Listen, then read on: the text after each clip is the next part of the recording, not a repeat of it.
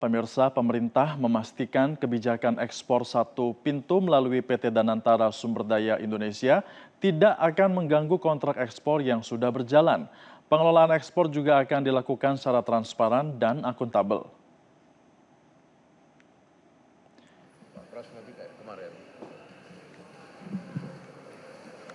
Chief Operating Officer Danantara Doni Oskaria mengatakan penunjukan DSI sebagai perantara tunggal telah diamanatkan dalam peraturan pemerintah dengan tujuan memastikan seluruh transaksi ekspor sumber daya alam dilakukan secara wajar.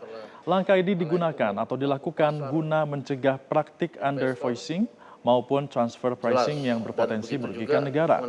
Doni juga menegaskan, DSI tidak berperan sebagai calo atau perantara dalam menjalankan tata kelola ekspor komoditas sumber daya alam strategis, sehingga dipastikan tidak ada monopoli ekspor. Terima kasih, Pak Dasko. Assalamualaikum warahmatullahi wabarakatuh. Selamat pagi, teman-teman sekalian, para. Untuk mendukung pengawasan yang lebih efektif, DSI saat ini tengah mengembangkan sistem digitalisasi yang memungkinkan seluruh transaksi ekspor SDA dapat dipantau secara lebih terbuka dan juga terukur. Para pelaku usaha pun diminta untuk tidak khawatir terhadap implementasi kebijakan. Tujuan utama pemerintah adalah memperbaiki tata kelola ekspor tanpa mengganggu kegiatan usaha yang telah berjalan. Dalam pelaksanaannya kami akan melakukan secara transparan, akuntabel, dan dapat dipertanggungjawabkan, dan semua masyarakat Indonesia juga nanti tentu akan dapat mengamati, mencermati, karena memang sudah komitmen daripada Danantara Indonesia untuk selalu melaksanakan pengelolaan Danantara secara transparan dan akuntabel. Dan kita sedang mendevelop satu sistem digitalisasi untuk memastikan bahwa seluruh transaksi sumber daya alam kita itu dilakukan secara wajar dan transparan. Jadi buat seluruh pengusaha dan juga masyarakat Indonesia tidak perlu ada yang dikhawatirkan bahwa semua kontraknya berjalan dengan normal. Kami hanya memastikan sampai dengan nanti kita menemukan pola yang lebih baik setelah 31 Desember tahun 2026. Pemerintah mulai menata ulang tata kelola ekspor sejumlah komoditas sumber daya alam strategis dan langkah ini dilakukan untuk memperkuat pengawasan, meningkatkan transparansi, serta memastikan devisa hasil ekspor untuk memberikan manfaat yang lebih besar bagi negara. Lalu apa saja pokok kebijakan yang diatur dalam skema baru ini? Kita akan paparkan dalam infografis berikut ini, pemirsa. Yang pertama ini berkaitan dengan latar belakang dari kebijakan pemerintah menerbitkan peraturan pemerintah tentang tata kelola ekspor komoditas sumber daya alam strategis untuk memperkuat pengawasan terhadap ekspor komoditas unggulan Indonesia. Nah, kebijakan ini tentunya untuk bisa memperkuat apa yang dinamakan pengawasan oleh pemerintah dan juga yang paling penting adalah bisa menutup praktik-praktik kecurangan ataupun celah praktik under invoicing atau pelaporan nilai ekspor yang lebih rendah dari nilai sebenarnya, serta transfer pricing yang berpotensi mengurangi penerimaan negara. Selain itu, pemerintah juga ini menginginkan agar memastikan devisa hasil ekspor atau DHE ini tetap masuk, pemirsa, dalam sistem keuangan nasional yang lebih konkret. Kemudian melalui langkah ini pun transparansi serta akuntabilitas transaksi ekspor diharapkan bisa semakin meningkat. Jadi ini merupakan latar belakang pemerintah yang juga sudah beberapa kali digaungkan oleh Presiden Prabowo Subianto agar tidak ada kecurangan dan semua sumber daya kita itu bisa dinikmati oleh masyarakat Indonesia, manfaat dan juga hasilnya. Kemudian yang menjadi pertanyaan, apa saja komoditas yang diatur dalam peraturan ini dan juga bagaimana tata pelaksanaannya. Nah, ada 3 komoditas tahap awal yang akan diberlakukan.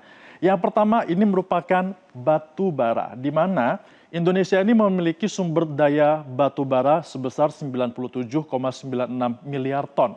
Merupakan yang cukup banyak dengan cadangan yang juga melimpah di Indonesia.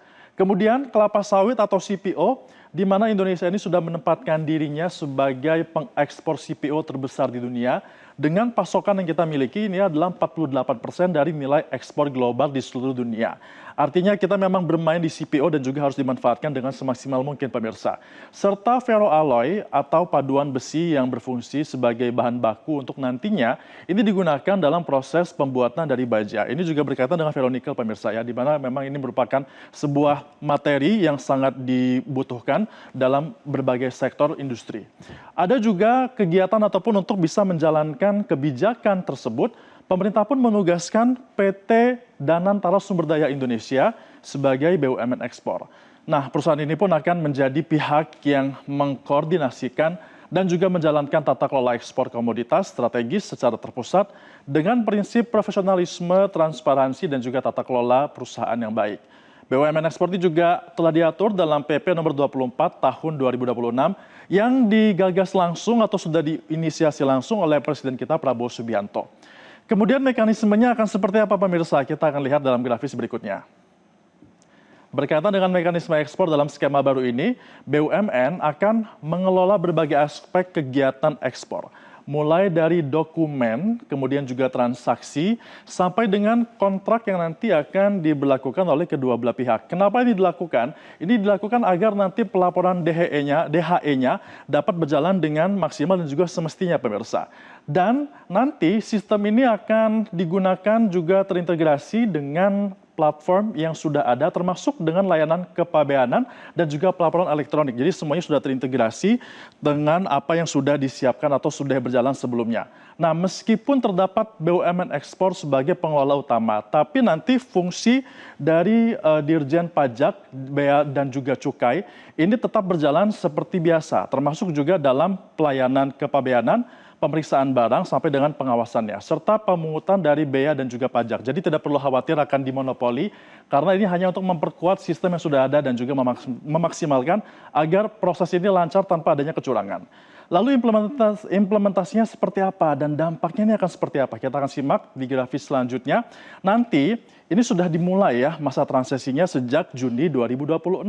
Dan pada tahap ini pun eksportir yang sudah beroperasi tetap dapat melakukan ekspor sambil menyesuaikan diri dengan mekanisme yang baru. Jadi tidak perlu khawatir akan ada perubahan yang begitu mengganggu ekspor ataupun kontrak yang sudah berjalan sebelumnya. Tapi tetap harus melaporkan aktivitasnya kepada BUMN ekspor pemirsa. Nanti akan ada evaluasi tahapannya selama 3 bulan setelah berlaku sejak Juni 2026 ini. Dan juga ini akan menilai ya bagaimana efektivitas pelaksanaan kebijakan. Dan selanjutnya paling lambat setidaknya di Januari 2027 seluruh ekspor komoditas SDA strategis ini akan dilakukan melalui BUMN ekspor.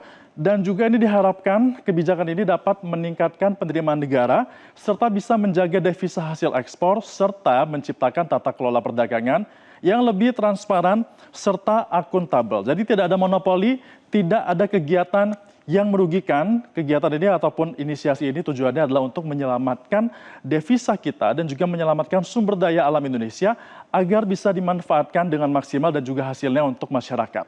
Nah, pemerintah ini pun menargetkan implementasi penuh kebijakan ini paling lambat pada 1 Januari 2027 dan melalui tata kelola yang lebih terintegrasi, pemerintah pun berharap pengawasan ekspor dapat lebih efektif, penerimaan negara semakin meningkat, dan pengelolaan sumber daya alam strategis ini menjadi lebih akuntabel. Kita akan menunggu bagaimana hasil evaluasi pada masa transisi sebagai dasar dari penerapan di tahap berikutnya, pemirsa.